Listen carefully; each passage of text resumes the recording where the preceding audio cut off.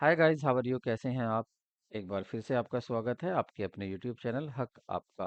Fast track course की आज class second होगी और यहाँ पर हम काफ़ी महत्वपूर्ण मटेरियल के साथ आपके सामने हाजिर है। लेकिन क्लास शुरू करने से पहले यदि आप चैनल पर फर्स्ट टाइम आए हैं, चैनल को सब्सक्राइब करना, वीडियो को लाइक करना ना भूलें, क्योंकि एकमात्र यही ऐसा चैनल है जो आपको 30 क्लासेज में फुल कोर्स प्रोवाइड करा रहा है, और वो भी फ्री ऑफ कॉस्ट। क्लासेज आपकी डेली होंगी, सही 7 बजे आपकी क्लासेज होती हैं। अगर आपको कुछ भी कोई प्रॉब्लम है या आप कुछ बदलाव चाहते हैं, कुछ नया चाहते हैं, तो आप कमेंट में लिख सकते हैं। शुरू करते हैं आज की क्लास को। सो फर्स्ट क्वेश्चन देख लेते हैं, और फर्स्ट क्वेश्चन है हमारा preparation of preparation of preparation of consolidated statements of account as पर अकाउंटिंग स्टैंडर्ड 26। देखिए, जो कंसोलिडेटेड स्टेटमेंट्स है, मतलब समेकित लेखा विवरण तैयार करना किसके लिए जरूरी है? ये वैकल्पिक होता है, ऑप्शनल है, मैंडेटरी है प्राइवेट लिमिटेड फर्म के लिए, या मैंडेटरी है प्राइवेट लिमिटेड फर्म के लिए, या फिर आपका मैंडेटरी है फॉर लिस्टेड कंपनीज के लिए, या मैंडेटरी है फॉर ऑल कंपनीज के लिए। तो सही आंसर होगा आपका ऑल लिस्टेड कंपनी के लिए ये जरूरी होता है। क्या बनाना? कंसोलिडेटेड स्टेटमेंट बनाना। नेक्स्ट क्वेश्चन देखते हैं। सो नेक्स्ट क्वेश्चन है हमारा अकाउंटिंग स्टैंडर्ड 6 लेखांकन मानक 6 बनाया गया है। तो ये किसके लिए बनाया गया था? स्थायी संपत्ति लेखांकन के लिए, ख्याति के लेखांकन के उपचार के लिए, हिरास के लेखांकन के लिए, या लेखांकन नीति के प्रकटीकरण के लिए। देखिए, ये बनाया गया था आपका डेप्रिसिएशन अकाउंटिंग के लिए। अब ये जरूरी क्यों हो जाता है? देखिए, जो ये जरूरी इसलिए हो जाता है पढ़ना कि अकाउंटिंग स्टैंडर्ड 6 को अब मर्ज कर दिया गया है अकाउंटिंग स्टैंडर्ड 10 में। और 10 क्या बताता था? आपका अकाउंटिंग स्टैंडर्ड 10 बताता था property plant and equipment and intangible asset. Property plant का क्या अकाउंटिंग होगी, वो आपका अकाउंटिंग स्टैंडर्ड 10 में आती है।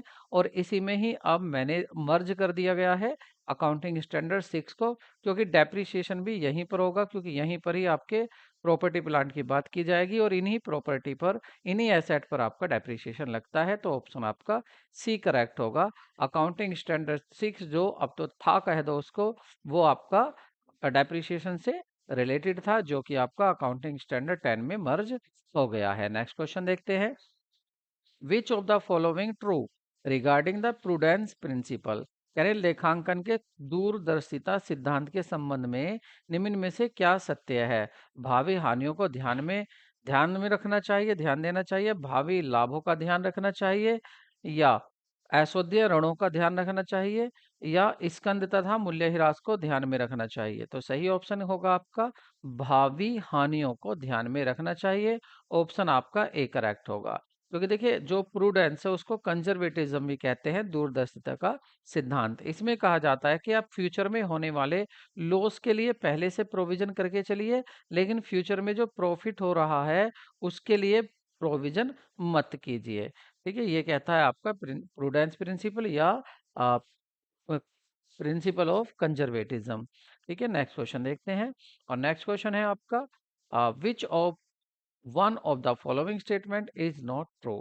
कौन सा स्टेटमेंट ट्रू नहीं है? निम्नलिखित में से आपको बता रहा है कौन सा स्टेटमेंट ट्रू नहीं है। तो पहला स्टेटमेंट देखते हैं। पुस्तक पालन का कार्य विश्लेषणात्मक प्रकृति का होता है, या व्यापारिक लेन देनों का अभिलेखन करने हेतु पुस्तक पालन कला व विज्ञान दोनों है, या नेक्स्ट ऑप्शन है आपका लेन देन निश्चित पुस्तकों के समूह में अभिलेखित किए जाते हैं, transaction are recorded in the certain set of books, या book keeping is the method of regarding in the account of book. पुस्तपालन लेखा पुस्तक में अभिलेखन करने की विधि है। देखिए, बुक पुस्तपालन का कार्य विश्लेषणात्मक प्रकृति का होता है। इसने पूछा था नहीं, कौन सा कथन सही नहीं है। तो यहाँ पर जो जॉब होती है बुक कीपिंग की, वो एनालिटिकल नेचर की नहीं होती है। ठीक है, विश्लेषण प्रकृति की नहीं होती है। यहाँ पर केवल क्या होता है, रिकॉर्डिंग होती है और आपकी आ, वर्गीकरण होता है। ठीक है, लेकिन विश्लेषण नहीं होता यहाँ पर। और बुक कीपिंग एक आर्ट साइंस है, ये भी बात सही है। और यहाँ पर कह रहा है लेन देन निश्चित पुस्तकों के समूह में अभिलेखित किए जाते हैं, रिकॉर्डिंग होती है, बिल्कुल सही है यहाँ। और book keeping is the method of recording in account book की रिकॉर्डिंग करने के लिए है, ये भी बात सही है। लेकिन ये जो है इसका विश्लेषणात्मक प्रकृति का ये नहीं होता है बुक कीपिंग। नेक्स्ट क्वेश्चन देखते हैं। India, which of the following is prepared on the basis of guideline of Accounting Standard 3? तो अकाउंटिंग स्टैंडर्ड 3 की गाइडलाइन पर क्या तैयार किया जाता है इंडिया में? क्या कंपनी का चिट्ठा तैयार किया जाता है, निधि प्रवाह विवरण तैयार किया जाता है, निधि प्रवाह विवरण तैयार मतलब कैश फ्लो स्टेटमेंट या फंड फ्लो स्टेटमेंट की तैयार किया जाता है, नगद प्रवाह, या समेकित वित्तीय विवरण तैयार किया जाता है? तो सही ऑप्शन होगा आपका cash flow statement, option C. जो नगद प्रवाह विवरण होता है वो तैयार किया जाता है अकाउंटिंग स्टैंडर्ड 3 के अकॉर्डिंग। नेक्स्ट क्वेश्चन देखते हैं। और नेक्स्ट क्वेश्चन है आपका, पुस्तपालन व्यापारिक तथा अन्य व्यवहारों का मौद्रिक रूप से लेखा करने की कला है, ये परिभाषा किसने दी थी? क्या ये स्पाइसर और पैगलर ने दी थी, या J.R. बाटली बॉय ने दी थी, कार्टर ने, या जॉन मैकनी ने? तो ये दी थी आपकी स्पाइसर एंड पैगलर ने। नेक्स्ट क्वेश्चन देखते हैं। नेक्स्ट क्वेश्चन आपका, दोहरा लेखा प्रणाली पुस्तक पालन की वह प्रणाली है इसमें व्यक्तिक और अव्यक्तिक खाते द्वारा लेखा किया जाता है, तो ये परिभाषा किसने दी थी? क्या विलियम पिकल्स ने दी थी, M.J. किलर ने दी थी, या R.N. कार्टर ने दी थी, या इनमें से कोई नहीं? तो सही आंसर होगा आपका R.N. कार्टर, ये R.N. कार्टर ने दी थी। नेक्स्ट क्वेश्चन देखते हैं। पुस्तक का कार्य जहां समाप्त होता है वहां से कार्य प्रारंभ हो जाता है लेखाक्रम का, और जहां लेखाक्रम का कार्य समाप्त हो जाता है वहां से आपका ऑडिटिंग अंकेक्षण का कार्य शुरू हो जाता है। नेक्स्ट क्वेश्चन देखते हैं। और नेक्स्ट है, पूंजी खाता कैपिटल अकाउंट क्या होता है? एक पर्सनल अकाउंट होता है, रियल होता है, नॉमिनल होता है? तो ये होता है आपका व्यक्तिगत पर्सनल अकाउंट होता है, क्योंकि ये कैपिटल अकाउंट रिप्रेजेंट करता है ओनर को। जो फर्म का ओनर है उसको रिप्रेजेंट करता है आपका कैपिटल अकाउंट। कैपिटल अकाउंट में से ही अगर फर्म ओनर पैसा लेके जाता है तो डेबिट में लिख जाते हैं, और अगर बिजनेस में लगाता है वो तो उसको क्रेडिट में लिखते हैं। तो ये किसको रिप्रेजेंट करता है? ये ओनर को रिप्रेजेंट करता है। और ओनर कौन होता है? कोई व्यक्ति होता है, और व्यक्ति के खाते कौन से आते हैं? व्यक्तिगत में आते हैं। नेक्स्ट क्वेश्चन देखते हैं। देखिए एक्स वाई दो पार्टनर हैं, प्रॉफिट शेयरिंग रेशियो उनका 4:3 है, और दे एडमिट जेड, जेड को एडमिट करते हैं पार्टनरशिप में, giving 1/3 share in the profit losses, और उसको कितना शेयर देंगे? 1/3। If Z receive his share from X and Y equally proportion, the the share of Y is profit और losses in the future. तो जो पूछ रहे हैं कि इसमें वाई का क्या होगा, पूछ रहे हैं कि वाई का हिस्सा फिर क्या होगा फ्यूचर में, वाई का ही पूछा है। The share of Y in profit in the future will be, तो वाई का ही हिस्सा पूछ रहे हैं। तो देखिए यहाँ पर देखो, ये दो हैं आपके पार्टनर एक्स और वाई, ठीक है। अब इस एक्स वाई में क्या होता है, एक्स का रेशो क्या है? एक्स का जो शेयर है वो है 4/7, और y का कितना है? यहाँ पर y का है आपका 3/7। अब y यहाँ पर z को, z आ रहा है कितने के लिए? 1/3 के लिए, तो इसके दो टुकड़े करेंगे तो कितना हो जाएगा? 1/6 और 1/6। इसका मतलब ये जो z है ये किसका शेयर है? z का। तो z 1/6 किससे लेगा? x से। 1/6 के किससे लेगा? y से, ठीक है, अपने शेयर का। तो जब यहाँ y की बात करें, y को पहले कितना मिलता था? 3/7। अब इसमें से 1/6, 1/6 ये किसको दे देगा? 1/6 कम कर देंगे इसका, क्योंकि इसने किसको दे दिया? आने वाले जेड को दे दिया है। तो इसका एलसीएम लेके सोल्व कर लेते हैं। 42 और 6 3 18 माइनस, और 6 से काटेंगे तो 7। तो ये जो आंसर आ रहा है, या जो आ रहा है इसका, ये आ रहा है आपका 11/42, ठीक है, 11/42। तो देखिए फ्यूचर में इसका कितना होने वाला है? 11/42 होने वाला है किसका?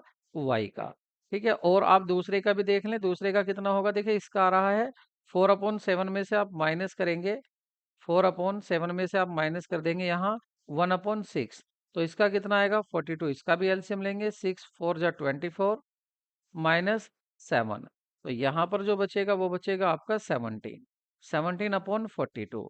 ठीक है, तो x के पास ये होगा, y के पास ये होगा और z के पास 1/3 होगा। इसको भी आप मल्टीप्लाई कर लेंगे तो वो भी बदल जाएगा नीचे, लेकिन ऊपर तो सेम ही, सॉरी नीचे तो 42 ही होगा ना।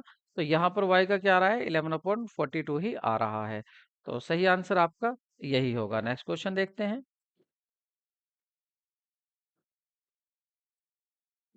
On the admission of new partner, any increase in the value of the building is credited to।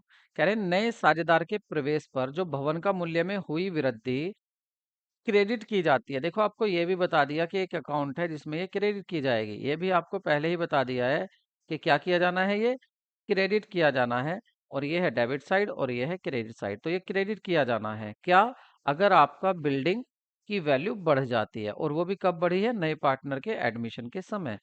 तो आप इसको कहाँ पर क्रेडिट करेंगे, प्रॉफिट बिल्डिंग अकाउंट में, प्रॉफिट एंड लॉस अकाउंट में, रीवैल्यूएशन अकाउंट में, या ऑल पार्टनर्स कैपिटल अकाउंट में। तो ये क्रेडिट किया जाएगा आपका रीवैल्यूएशन अकाउंट में, क्योंकि रीवैल्यूएशन अकाउंट जो होता है वो इसी पर्पज के लिए बनाया जाता है कि आखिर आपकी एसेट का रीवैल्यूएशन किया जाए, दोबारा से वैल्यू देखी जाए कि आखिर वैल्यू कम हुई है या ज्यादा।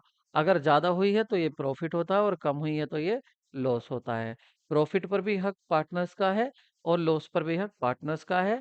ठीक है, ये पार्टनर्स बाद में बांट लेंगे अपने पार्टनर्स कैपिटल अकाउंट में, बट फिलहाल तो ये टोटल लॉस और प्रॉफिट रिवलेशन अकाउंट में ही देखा जाता है। चाहे पार्टनर्स का एडमिशन हो रहा हो, चाहे पार्टनर्स का रिटायरमेंट हो रहा हो, या पार्टनर्स की डेथ हो रही हो, सभी केस में क्या करते हैं, रिवलेशन अकाउंट बनाकर देखते हैं कि आपकी एसेट कितनी हुई है, कम हुई है या ज्यादा हुई है, और लिखते कहाँ है उस इफेक्ट को, रिवलेशन अकाउंट में। तो सही ऑप्शन आपका सी होगा। नेक्स्ट क्वेश्चन देखते हैं। और नेक्स्ट क्वेश्चन आपका, पार्टनर बाय स्टॉपल इज, गत्यारोध द्वारा साझेदार कौन होता है, सीमित अधिकार वाला होता है, नाम मात्र का साझेदार होता है, या स्लीपिंग निर्दलीय पार्टनर होता है, या विशेष परिस्थिति में साझेदार होता है। तो देखिए ये होता है आपका जो स्टॉपल होता है, तो ये आपका नॉमिनल का ही पार्ट होता है। स्टॉपल बाय नॉमिनल पार्टनर जो होता है वो होता है आपका स्टॉपल बाय होल्डिंग आउट और स्टॉपल बाय, तो स्टॉपल का दूसरा पार्ट होता है, एक तो स्टॉपल हो गया है और एक हो जाता है आपका होल्डिंग आउट। नॉमिनल पार्टनर के ही ये टाइप होते हैं। अब यहाँ पर पूछा है कि स्टॉपल पार्टनर बाय स्पेशल, ये होता है क्या होता है, ये नहीं पूछे कि पार्ट किसका होता है। ये पार्ट तो होता है नॉमिनल पार्टनर का ही, लेकिन ये एक ऐसा पार्टनर होता है जो विशेष परिस्थितियों में बनाया जाता है। तो ये होता है आपका पार्टनर्स अंडर स्पेशल सिचुएशन। ठीक है, और बाकी नॉमिनल पार्टनर के ही दो पार्ट होते हैं, पार्टनर्स बाय स्टॉपल और पार्टनर्स बाय होल्डिंग आउट, ये दोनों ही नॉमिनल के पार्ट होते हैं। बट यहाँ पर पूछा है कि होता कौन है, तो ये होता है एक विशेष परिस्थिति में पार्टनर बना लिया जाता है। जैसे आप किसी बैंक से लोन लेने के लिए जा रहे हैं, तो वहां पर आपका एक नॉमिनल पार्टनर हो सकता है जिसको बैंक समझेगा कि ये रियल में पार्टनर है, लेकिन वो रियल में पार्टनर नहीं होता है। नेक्स्ट क्वेश्चन देखते हैं। The rate of interest at the rate per annum is to be charged to the partner for advance loan given, assuming the partnership deed stays silent on the matter। देखिए आप partners ने क्या दिया है, जो firm को loan दे दिया है, फर्म को एडवांस में लोन दे दिया है, और पार्टनरशिप डीड है नहीं, कोई समझौता है नहीं। तो इस सिचुएशन में क्या होगा, उसको 6% पर एनम इंटरेस्ट मिलेगा, फर्म इंटरेस्ट दे देगी पार्टनर्स के लोन को। तो ऑप्शन आपका सी सही होगा।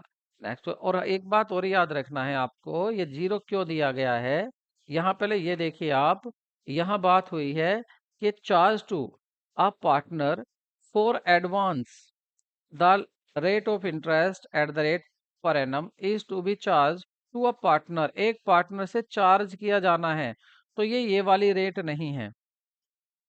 For advance loan giving assuming partnership deed says silent, देखिए ये नहीं है कि पार्टनर्स ने फर्म को लोन दिया है, ये है कि फर्म ने ही लोन दे रखा है। फर्म ने लोन दे रखा है किसको, टू, फर्म ने दिया है किसको, पार्टनर को लोन दे रखा है या एडवांस दे रखा है। तो इस पर पूछ रहे हैं ये कहाँ था, देखो यहाँ से पता चल रहा है कि is to be charge, charge किया जाना है पार्टनर से। तो पार्टनर से चार्ज किया जाना है किस रेट से? तो अगर पार्टनरशिप डीड नहीं है तो उससे इंटरेस्ट नहीं लिया जाएगा, मतलब 0% उससे चार्ज किया जाएगा। किससे? पार्टनर से। ठीक है, तो पार्टनर से 0% चार्ज किया जाएगा, ये आपको याद रखना है।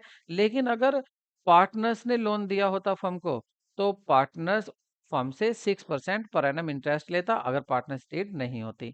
याद रखना, फर्म इंटरेस्ट लेगी नहीं अगर पार्टनर्स को लोन दे रखा है, लेकिन पार्टनर्स फर्म से इंटरेस्ट जरूर मांगेगा अगर पार्टनर्स ने लोन दे रखा है फर्म को।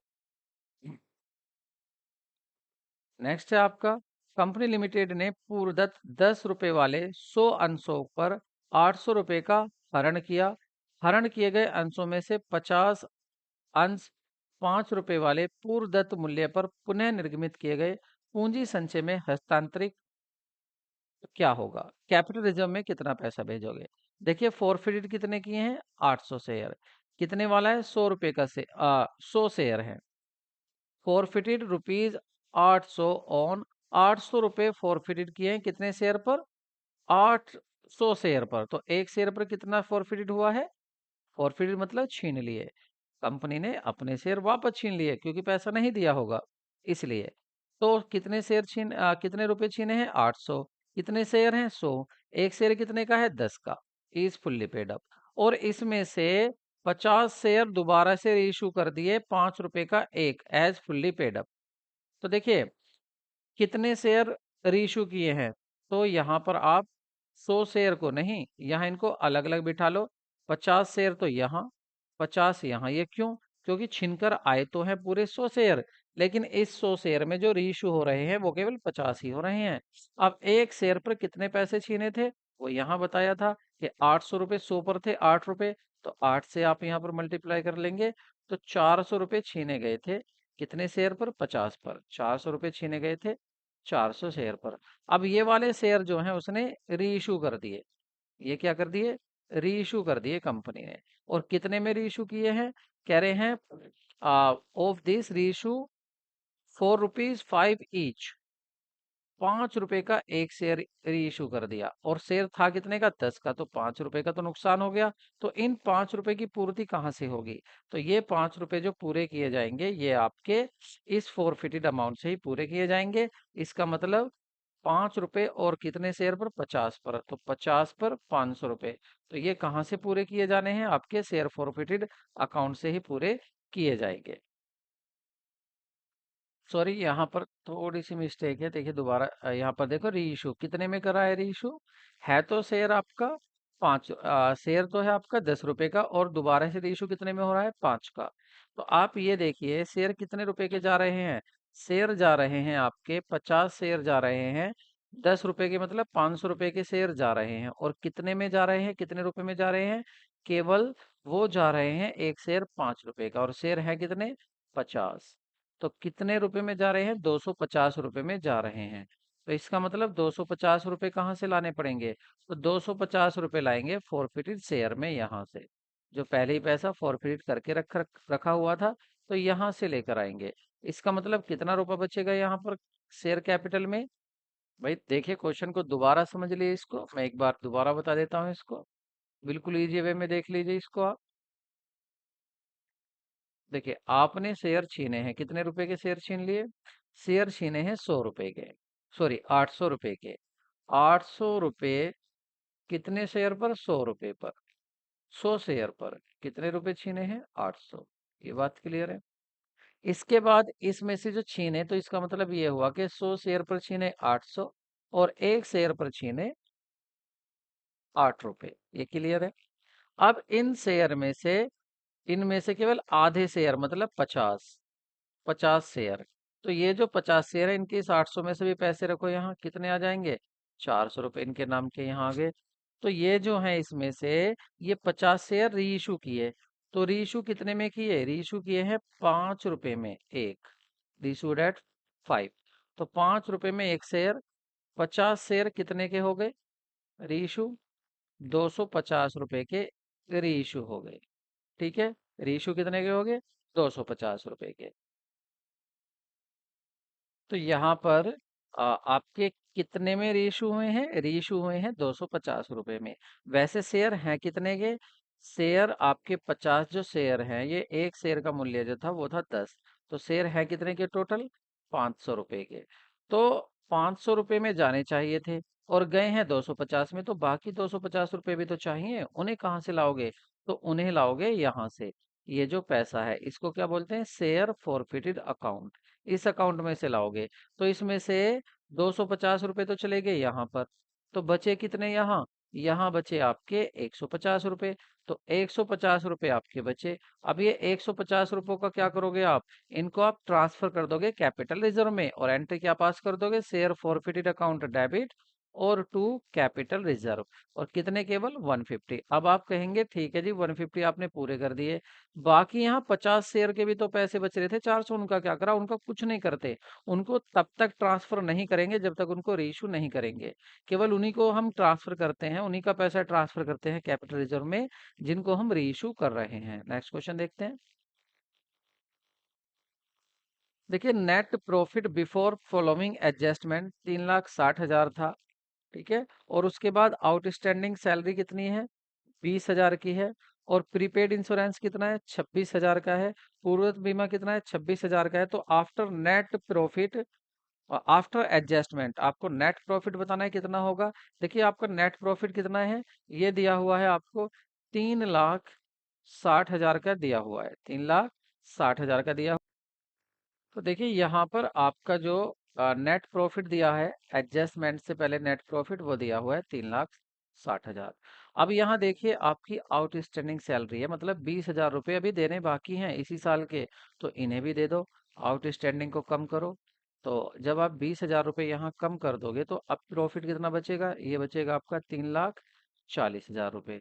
ठीक है। उसके बाद आगे देखते हैं। आपने ओवर पेड कर दिया था, आपने एडवांस में प्रीपेड इंश्योरेंस दे दिया, मतलब इस साल का खर्चा नहीं था, आने वाले साल का खर्चा था, आपने ये और पेड कर दिया। तो इसको वापस लाओ, क्योंकि इस साल का प्रॉफिट देखना है। तो कितना वापस लाओगे? 26,000। 26,000 वापस लाइए।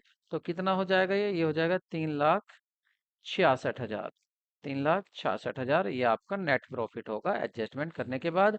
तो ऑप्शन आपका कौन सा सही होगा? ए ऑप्शन करेक्ट होगा। नेक्स्ट क्वेश्चन देखते हैं। स्वामी द्वारा अपने निजी प्रयोग में 500 रुपए की मात्रा की सामग्री ली गई जिसका बहियों में कोई लेखा नहीं किया गया, तो इसको कौन सी गलती कहेंगे? एरर ऑफ कंपनसेटिंग कहेंगे, एरर ऑफ प्रिंसिपल कहेंगे, या एरर ऑफ कमीशन कहेंगे, या एरर ऑफ ओमिशन कहेंगे? तो देखिए, एरर ऑफ कंपनसेशन होती है ऐसी गलती जो आज हुई है, दोबारा गलती हो जाएगी, दोबारा मिस्टेक होगी और वो पिछली गलती के प्रभाव को भी खत्म कर देगी। उसके बाद एरर ऑफ प्रिंसिपल होती है कि जब आप कैपिटल नेचर और रेवेन्यू नेचर में दोनों में डिफरेंस नहीं समझते हुए एंट्री पास कर देते हो, तो वो हो जाती है आपकी एरर ऑफ प्रिंसिपल। जैसे आपने मशीन खरीदी और जिस दिन मशीन खरीदी, मशीन अभी चालू नहीं हुई है, उसकी रिपेयर कराई और रिपेयर कराने का जो पैसा था वो लिख दिया रिपेयर अकाउंट में, जबकि वो कैपिटल नेचर का ही है। तो वो होती है आपकी, ऐसी मिस्टेक को, ऐसी एरर को कहते हैं एरर ऑफ प्रिंसिपल। कमीशन होती है यदि आप अमाउंट गलत लिख देते हैं या कम ज़्यादा लिख देते हैं। और एरर ऑफ ओमिशन हो जाती है कि यदि आप लिखना भूल जाते हैं। तो यहाँ पर कह रहे हैं कि बहियों में कोई लेखा नहीं हुआ, आप लेखा करना भूल गए, तो ये होगी एरर ऑफ ओमिशन, मतलब चूक की त्रुटि। ठीक है। ऑप्शन आपका डी सही होगा। नेक्स्ट क्वेश्चन देखते हैं। नेक्स्ट क्वेश्चन यहाँ पर आपको मैचिंग करना है। कह रहे हैं कि liquidity ratio, solvency ratio, activity ratio और प्रॉफिटेबिलिटी रेशो, इनको आपको मैच करना है, कौन सा होगा? तो देखिए आपका जो सबसे पहले देखिए आपकी लिक्विड रेशो कौन सा होता है? एसिड टेस्ट रेशो, इससे मैच कर लीजिए। एक्टिविटी रेशो जो होता है आपका, टर्नओवर रेशो को ही एक्टिविटी रेशो कहा जाता है, ये याद रखना है। उसके बाद आता है आपका ऑपरेटिंग और प्रोप्राइटरी रेशो। तो जो आपका प्रोप्राइटरी रेशो होता है ये आपका आ जाता है प्रॉफिटेबिलिटी रेशो में, ऑपरेटिंग रेशो आ जाता है आपका सोल्वेंसी में। तो अब आप इसी इसके अनुसार आप देख लीजिए आपका आंसर क्या होगा। तो यहाँ पर आपको देखना है डेटर्स आपका एक्टिविटी रेशो, एक आपका थर्ड होगा। तो एक आपका थर्ड दो जगह आ रहा है, यहाँ पर भी है और यहाँ पर भी है। आगे चलते हैं। उसके बाद है आपका बी, बी है प्रोप्राइटरी रेशो, इसका आपका फोर्थ होगा। तो फोर्थ कहाँ पर आ रहा है? फोर्थ आपका थर्ड के यहाँ, फोर्थ बी का फोर्थ नहीं आ रहा है, बी का फोर्थ। बी का फोर्थ नहीं। Operating ratio, operating profit ratio, ये गलत हो गया, थोड़ा सा यहाँ मिस्टेक हो गया। ऑपरेटिंग प्रॉफिट रेशो होता है, ऑपरेटिंग प्रॉफिट रेशो। ठीक है, तो यहाँ पर जो ऑपरेटिंग प्रॉफिट रेशो होता है ये प्रॉफिटेबिलिटी रेशो होता है। और यहाँ पर प्रोप्राइटरी रेशो जो होता है ये आपका सोल्वेंसी रेशो होता है। तो अब आप देखेंगे इसका तो क्या बन रहा है, ये बन रहा है ए का तो आ रहा है आपका, ए का तो थर्ड हो गया। और आप बी देखेंगे तो बी का कौन सा हो गया है, बी का आ रहा है आपका फर्स्ट। और आपका सी को देखेंगे आप तो सी का मैचिंग आ रही है यहाँ पर फोर्थ। और आप डी को देखेंगे तो डी की आ रही है आपकी second.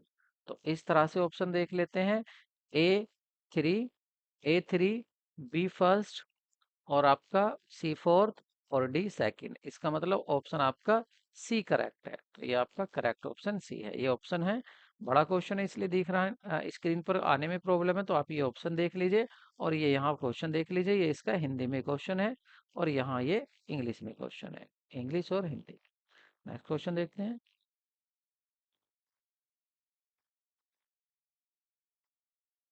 What will be the amount of gross profit or loss when the cost of sale is 179 and sales दी हुई है आपकी 1,10,000? क्या पूछा आपसे, सिंपल है, ग्रोस प्रॉफिट पूछा है।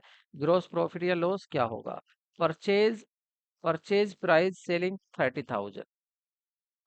सकल लाभ या हानि क्या होगी जब विक्रय की लागत 79 है और विक्रय आपका 1,10,000 है? तो आपको किराए से तो मतलब है ही नहीं। यहाँ आप सीधा देख सकते हैं कि आपकी जो लागत आई है माल बनाने की, वो आपकी लागत कितनी आई है 79, और माल कितने में बिका है, वो 1,10,000 में बिक गया है। तो कितने का यहाँ पर आपको प्रॉफिट होता दिख रहा है साहब? तो देखिए आपको यहाँ जो प्रॉफिट हो गया वो हो गया आपका 31,000 का प्रॉफिट। कैसे आएगा ये? आपने बेचा कितने में, 1,10,000 में बेचा है। और बना कितने का था ये आपका? कॉस्ट कितनी आई थी? कॉस्ट आई थी 79,000। इसको आप माइनस कर लेंगे, और माइनस करके आप देखेंगे कि ये आपका क्या बचेगा। ये बचेगा आपका, हम्म, ये हो गया यहाँ पर आपका जीरो, और जीरो या 10 में थ्री, 31,000 का ये प्रॉफिट हो गया। ठीक है, ऑप्शन भी करेक्ट है। नेक्स्ट क्वेश्चन देखते हैं। If profit is cost 20%, sale will be, तो सेल कितनी होगी, तो सेल का कितना परसेंट होगा बिक्री का? देखिए याद रखना, मैं आपको एक सौ ट्रिक बता रहा हूँ यहाँ पर। बात होगी आपके ग्रोस प्रॉफिट की।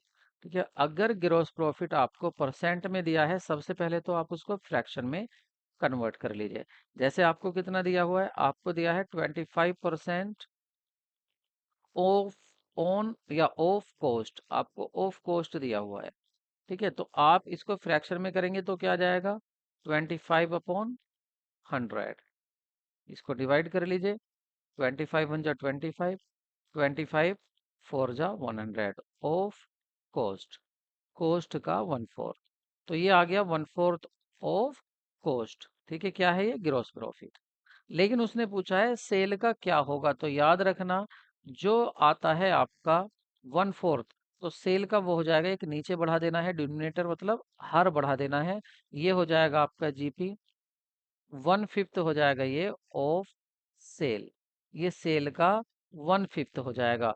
मतलब कॉस्ट पर जाना है तो एक कम कर दो सेल में से, और अगर सेल पर जाना है कॉस्ट से तो एक नीचे बढ़ा दो।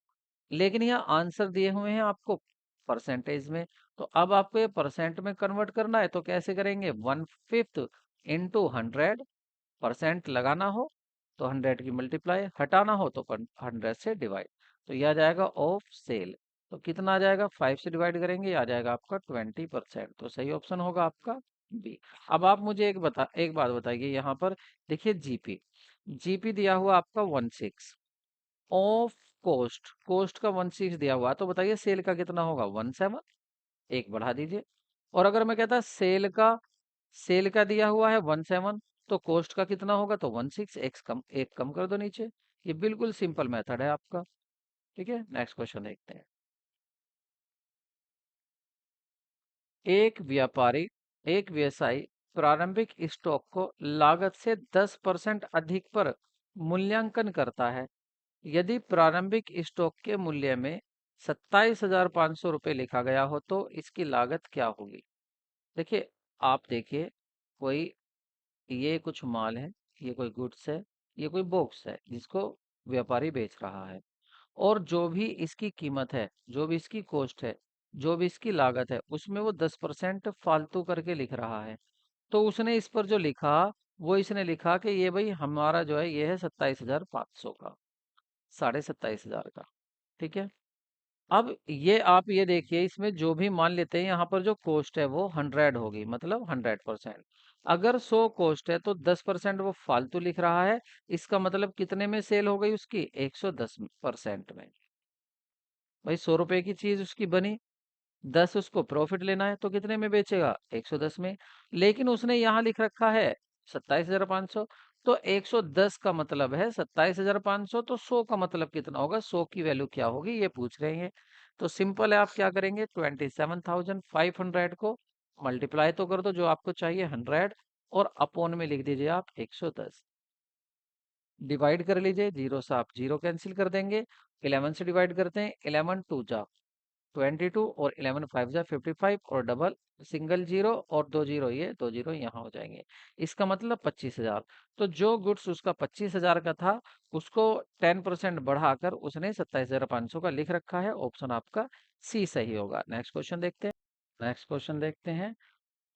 ऐसा व्यक्ति जो वास्तव में भागीदार तो साझेदार तो है नहीं, लेकिन अपने व्यवहार से आचरण के माध्यम से व्यवसाय के जो अन्य साझेदार होते हैं उनको यह अधिकार दे देता है कि वो उसको भागीदार के रूप में प्रतिनिधित्व करने की अनुमति देता है कि आप मुझको अपने काम में यूज कर सकते हो, मेरा नाम यूज कर सकते हो। ठीक है, मैं पार्टनर्स तो हूं नहीं, लेकिन आप मेरा नाम यूज कर सकते हो। जैसे अगर आप बैंक से लोन लेने जा रहे हैं, तो वहां पर भी आप मुझको शो कर सकते हैं कि हाँ मैं पार्टनर्स हूँ। लेकिन रियल में पार्टनर्स नहीं होता तो उसको बोलते हैं nominal partner, partners by estoppel, या पार्टनर्स बाय होल्डिंग आउट, या सीक्रेट पार्टनर, तो वो होता है partners of holding out. Next question देखते हैं। नेक्स्ट क्वेश्चन है कि जो समिति का उद्देश्य होता है, बिचौलियों को खत्म कर दीजिए और उत्पाद के लिए अनुकूल बाजार सुनिश्चित कीजिए, तो अपने सदस्यों की प्रतिस्पर्धा स्थिति में सुधार के लिए। तो यहाँ पर जो सदस्य किसकी बात हो रही है, कौन सी सोसाइटी की बात हो रही है? कंज्यूमर सोसाइटी की, या प्रोड्यूसर कोऑपरेटिव सोसाइटी की, या मार्केटिंग कोऑपरेटिव सोसाइटी की, या फार्मिंग कोऑपरेटिव की? तो ये हो रही है प्रोड्यूसर की। प्रोड्यूसर ही तो अपने अंदर जो प्रतिस्पर्धा हो रही है, तुमसे ज्यादा सस्ता मैं बेचूंगा, मुझसे ज्यादा सस्ता ये बेचूंगा, उसके लिए तो वो कोऑपरेटिव सोसाइटी बना लेते हैं ताकि आप उनको सबको नुकसान ना हो। नेक्स्ट क्वेश्चन देख लेते हैं। एक प्रकार की व्यवसायिक इकाई है जहां एक व्यक्ति पूरी तरह से पूंजी उपलब्ध कराने के लिए जिम्मेदार होता है। ठीक है, तो एक ही व्यक्ति जिम्मेदार होगा, ऐसा कौन सा व्यवसाय का फॉर्म है? तो वो होता है आपका सोल प्रोप्राइटरशिप। क्योंकि हिंदू फैमिली बिजनेस में तो इसमें आपकी पूर्वज की संपत्ति होनी चाहिए, तभी आप बिजनेस कर सकते हैं। और इसमें एक होता है कर्ता, जिसकी लाइबिलिटी होती है अनलिमिटेड, बाकी सभी सदस्यों की लिमिटेड होती है। जितने भी सदस्य घर में जन्म लेते हैं वो सभी इस बिजनेस के हिस्सेदार हो जाते हैं बाय बर्थ। पार्टनरशिप का आपको पता ही है कि इसमें कम से कम दो और अधिक से अधिक आपके कितने होने चाहिए? 50 मेंबर होने चाहिए। और यहाँ पर कोऑपरेटिव सोसाइटी में कम से कम 10 मेंबर, और अधिक से अधिक कोई सीमा, कोई लिमिट नहीं दी हुई है। ठीक है, तो ऑप्शन आपका ए था। नेक्स्ट क्वेश्चन देखते हैं। नेक्स्ट क्वेश्चन में कह रहा है, कौन सा दस्तावेज आम जनता के लिए आमंत्रण होता है? अगर आपकी कंपनी की बात करें तो कंपनी में जो आमंत्रण होता है, इनविटेशन होता है, कौन सा डॉक्यूमेंट होता है? तो वो होता है आपका प्रोस्पेक्टस। नेक्स्ट क्वेश्चन देखते हैं। यदि कर्ता की मृत्यु हो जाती है तो संयुक्त हिंदू परिवार का व्यवसाय समाप्त हो जाएगा, या जो शेष सदस्य हैं वे नया कर्ता का चुनाव करते हैं, या अगला सबसे जो वरिष्ठ सबसे बड़ा सदस्य होता है वो कर्ता बन जाता है, या कारोबार कर्ता के बिना जारी रहता है? तो देखिए, ऑप्शन सी सही होगा। जो भी नेक्स्ट वरिष्ठ होगा, जो भी सबसे बड़ा सीनियर होगा, वो फिर कर्ता बन जाएगा यदि कर्ता मर जाता है आपका किसमें? ज्वाइंट हिंदू फैमिली बिजनेस में। नेक्स्ट क्वेश्चन देखते हैं। कंपनी के उद्देश्यों को परिभाषित करने वाला सबसे महत्वपूर्ण दस्तावेज जो होता है वो कौन सा होता है? वो होता है आपका मेमोरेंडम ऑफ एसोसिएशन। ठीक है, वो होता है ऑप्शन सी आपका करेक्ट होगा। मेमोरेंडम ऑफ एसोसिएशन ही बताता है कि कंपनी के जो ऑब्जेक्टिव्स होंगे वो क्या क्या होंगे। नेक्स्ट क्वेश्चन देखते हैं। कह रहे हैं शिशिर गोरांस को लगा कि लखनऊ में रहने वाले कामकाजी लोगों को ऑनलाइन मेडिकल स्टोर की सेवा प्रदान करने में विस्तार का अवसर है। कैसी सेवा प्रदान करनी चाहिए? ऑनलाइन स्टोर की। तो उन्होंने तकनीकी, वित्तीय और आर्थिक व्यवहार के संदर्भ में इस विचार का विश्लेषण किया, और एक बार जब उन्हें सभी पहलू संतोषजनक लगे, तो उन्होंने घर पहुंच दवा प्राइवेट लिमिटेड एक नाम से एक कंपनी की शुरुआत की, और उन्होंने रजिस्ट्रार ऑफ कंपनीज के पास कंपनी का पंजीकरण, रजिस्ट्रेशन भी करवा लिया। और शिशिर और गोरांस के बारे में दी गई जानकारी के आधार पर आपको बताना है कि कंपनी के गठन में किस प्रकार का कदम प्रकाश डाला गया है। तो यहाँ पर इनकॉर्पोरेशन की बात हो रही है, प्रमोशन की बात करिए, कमिटमेंट ऑफ बिजनेस की, या कैपिटल सब्सक्रिप्शन की। तो यहाँ हो रही है इनकॉर्पोरेशन की, उन्होंने रजिस्टर्ड करा लिया। तो कंपनी को इनकॉर्पोरेशन करा लिया मतलब उनका निगमन हो गया है। इनकॉर्पोरेशन की यहाँ बात की जा रही है। नेक्स्ट क्वेश्चन देखते हैं। पूंजी बाजार में शेयर जारी करने से पहले निदेशक कहाँ से मंजूरी लेते हैं? डायरेक्टर टेक अप्रूवल, डायरेक्टर्स को अप्रूवल लेनी पड़ती है गवर्नमेंट से, चैम्बर ऑफ कॉमर्स से, या सेबी से, या नन ऑफ दीज। तो सही आंसर होगा आपका सी, सेबी से, stock exchange board of India से स्वीकृति लेनी पड़ती है शेयर को इशू करने से पहले। नेक्स्ट क्वेश्चन देखते हैं। यदि कोई व्यक्ति अपने व्यवसाय में पूर्ण गोपनीयता चाहता है, सीक्रेसी चाहता है, तो किसी अन्य व्यक्ति का हस्तक्षेप नहीं चाहता, कोई इंटरफेयर करे दूसरा वो नहीं चाहता है, तो उसके लिए कौन सा बिजनेस अच्छा होगा? Sole proprietorship, joint Hindu family business, partnership, या कोऑपरेटिव सोसाइटी? तो उसके लिए अच्छा होगा सोल प्रोप्राइटरशिप। अकेला ही होगा, दूसरा कोई इंटरफेयर करेगा ही नहीं। नेक्स्ट क्वेश्चन देखते हैं। The partner who only allow other partner to use his name of goodwill is called। वह पार्टनर जो दूसरे को ये इजाजत देता है कि वो उसका नाम यूज कर सकते हैं। तो सीक्रेट पार्टनर होता है, स्लीपिंग होता है, नॉमिनल होता है, या माइनर होता है? तो ये होता है आपका भागीदार जो अपना नाम सद्भावना उपयोग करने की अनुमति देता है, तो वो होता है आपका नॉमिनल पार्टनर। इसी के ही आगे पार्ट हो जाते हैं नॉमिनल बाय स्टॉपल और नॉमिनल बाय होल्डिंग आउट। तो यहाँ पर ऑप्शन सी होगा। नेक्स्ट क्वेश्चन देखते हैं। सार्वजनिक कंपनी के गठन के चरण क्या क्या हैं? तो क्या क्या हैं? सबसे पहले क्या होता है? प्रमोशन होता है, कैपिटल होता है, इनकॉर्पोरेशन ऑफ प्रमोशन होता है। तो सबसे पहले होता है आपका इनकॉर्पोरेशन, फिर कैपिटल सब्सक्रिप्शन, फिर कमिटमेंट ऑफ बिजनेस, प्रमोशन हो जाती है। तो ऑप्शन आपका बी करेक्ट होगा। ठीक है, ये इसके चरण दिए हुए हैं। नेक्स्ट क्वेश्चन देखते हैं। इसमें दो कथन दिए हुए हैं, आपको शायद येलो कलर है, कम दिखाई दे, मैं पढ़ देता हूँ। सार्वजनिक कंपनी, कंपनी से जुड़ी सीमित देयता कंपनी से उत्पन्न होती है क्योंकि वे खुद की कंपनियों से अलग कानूनी इकाई होती हैं। बात सही है। और कह रहे हैं कि सार्वजनिक सीमित कंपनी से जुड़ी सीमित देयता कंपनी से उत्पन्न होती है क्योंकि कंपनी आसानी से बैंकों से धन उधार ले सकती हैं। तो यहाँ पर कह रहे हैं कि लिमिटेड जो लाइबिलिटी वाली associated with the public limited company resulted form of companies या legal entities separate from the their own. देखिए अपने ओनर से अलग ही होती है कंपनी, ये तो बात सही है, स्टेटमेंट सही है, और दूसरा भी स्टेटमेंट सही है, मतलब स्टेटमेंट दोनों ही आपके यहाँ पर करेक्ट होंगे। तो स्टेटमेंट फर्स्ट एंड सेकंड दोनों ही करेक्ट है, ऑप्शन सी होगा। और हाँ, पीछे वाले क्वेश्चन में थोड़ी सी गलती हो गई है। यहाँ पर जो सबसे पहले होता है वो इनकॉर्पोरेशन नहीं, सबसे पहले प्रमोशन होता है। पहले प्रमोटर्स प्रमोशन करते हैं, और प्रमोशन के बाद तब इनकॉर्पोरेशन मतलब रजिस्ट्रेशन होता है, फिर कैपिटल सब्सक्रिप्शन होता है, और फिर बिजनेस को कमेंस किया जाता है, शुरुआत किया जाता है, स्टार्टिंग की जाती है। तो ऑप्शन डी सही होगा। अब नेक्स्ट क्वेश्चन देख लेते हैं। कंपनी का पेरेंट किसे कहा जाता है? कंपनी के पेरेंट कहा जाता है डायरेक्टर को, रजिस्ट्रार को, प्रमोटर्स को, शेयर होल्डर को। तो सही ऑप्शन होगा आपका डी, शेयर होल्डर को। नेक्स्ट क्वेश्चन देखते हैं। Sole proprietorship is a business where all the following. एकल व्यापार ऐसा व्यापार है जहां निम्नलिखित में से सभी सत्य हैं, सभी बातें सही हैं, बस एक को छोड़कर, वो कौन सी है वो आपको बतानी है। स्वामी का निर्णय लेने का पूर्ण नियंत्रण होता है, स्वामी का निर्णय लेने पर पूर्ण नियंत्रण होता है, बात सही है। अकेला होता है, जो भी निर्णय ले वो ले सकता है। लाभ पूरी तरह से स्वामी का ही होता है, बिल्कुल सही बात है। स्वामी अपने व्यक्तिगत संपत्ति की सीमा तक नुकसान के लिए उत्तरदायी होता है, व्यक्तिगत तक, हाँ ये भी होता है। स्वामी धन जुटाने के लिए व्यवसाय में अपना हिस्सा बेच सकता है? नहीं, बेच नहीं सकता। तो ये डी आंसर सही होगा, ये इसके बारे में सही नहीं है। इसके बारे में सोल प्रोप्राइटरशिप के बारे में। नेक्स्ट क्वेश्चन देखते हैं। निम्नलिखित में से कौन सा व्यवसाय एकमात्र लाभार्थी हो सकता है और उसे कोई असीमित देता नहीं है? तो कह रहे हैं कि who among the following can only the beneficiary of the business does not have unlimited liability। कह रहे हैं कि ऐसा कौन सा पार्टनर है जो केवल बेनिफिशियरी तो होगा, प्रॉफिट में तो हिस्सा लेगा लेकिन लॉस में हिस्सा नहीं होगा, सीधा सीधा ये कहना है। तो ऐसा कौन सा पार्टनर होता है, सीक्रेट होता है, माइनर होता है, एक्टिव होता है या स्लीपिंग? तो ये होता है माइनर पार्टनर। मतलब ऐसा नाबालिग हो जो 18 साल से कम का पार्टनर हो, उसको केवल प्रॉफिट के लिए हिस्सेदार बनाया जा सकता है। अगर बिजनेस में प्रॉफिट हो रहा है तो वो भी हिस्सा लेगा, अगर लॉस हो रहा है तो वो हिस्सा नहीं लेगा। लेकिन जब वो 18 साल का हो जाएगा तो वो डिक्लेयर करेगा कि अब उसको पार्टनर फर्म में रहना है या नहीं। और जिस दिन से वो डिक्लेयर करेगा, जिस दिन से वो 18 साल का हो जाएगा, उस दिन से उसकी लाइबिलिटी भी अनलिमिटेड हो जाएगी फर्म में। ठीक है, तो यहाँ पर वीडियो आज की समाप्त होती है। वीडियो कैसी लगी आप कमेंट में जरूर बताएं। और मैं आपको फिर विश्वास दिला रहा हूँ कि आपकी फुल तैयारी की जिम्मेदारी हमारी है, मात्र आपके 30 डेज में। वीडियो को लाइक करें, चैनल को सब्सक्राइब करें और दोस्तों को शेयर जरूर करें। मिलते हैं नेक्स्ट वीडियो में। Take care, bye bye.